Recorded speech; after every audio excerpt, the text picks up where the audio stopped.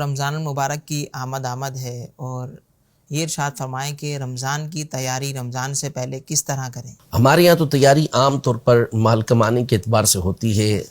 مختلف قسم کے ڈیزائن کے سوٹ جو ہیں وہ آرڈر کر دیے گئے ہوں گے، دکانداروں نے کون سے سوٹ بیچنے ہیں، شوز ہیں ان کے لیے، اور مختلف قسم کی تیاریاں تو بہرحال ہمارے یہاں شروع ہو جاتی ہیں۔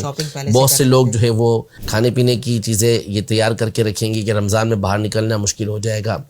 پھل فروٹ والے اور دیگر یہ سبھی تیاریاں کر رہے ہوتے ہیں، لیکن سب دنیاوی اعتبار سے تیاری کر رہے ہوتے ہیں۔ عام طور پر دین کے اعتبار سے تیاری، اللہ کرے کہ وہ ماحول ہمارے اندر آ جائے، وہ دین ہمارے اندر آ جائیں کہ اب یہ سوچ بن جائے کہ رمضان المبارک آ رہا ہے تو میں اس کے لیے اپنے آپ کو پریپیئر کروں، میں اس کے لیے اپنے آپ کو تیار کروں۔ یہ بہت بڑی بات ہوتی ہے۔ صحابہ کرام علیہم رضوان کا یہ معمول تھا۔ شعبان المعظم کے اندر سارے کام نپٹا لیا کرتے تھے، قرآن مجید فرقان حمید کی تلاوت کو بڑھا دیا کرتے تھے، قرض ادا کر دیتے تھے، جس سے لینا لے لیتے تھے، اور پھر رمضان کے اندر عبادت کیا کرتے تھے۔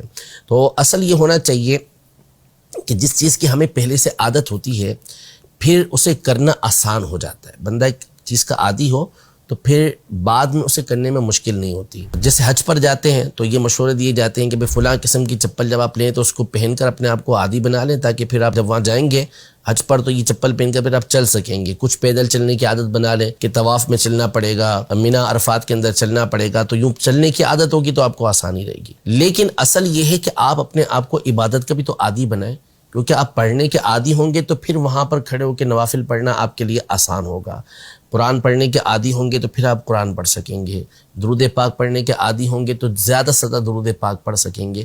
لیکن ان چیزوں کی عادت ہی نہیں ہوگی، اچانک جا کے شروع کریں گے تو پھر آپ کو تھوڑی مشکل پیش آئے گی۔ تو اسی طرح رمضان مبارک کے آنے سے پہلے اپنا ایک آپ ذہن بنا لیں کہ میں نے رمضان کے اندر یہ عبادتیں لازمی کرنی ہے، اور اس کے لیے پہلے سے آپ تیاری کرنا شروع کر دیں۔ قرآن مجید فرقان حمید کی ابھی سے تلاوت کرنا شروع کر دیں۔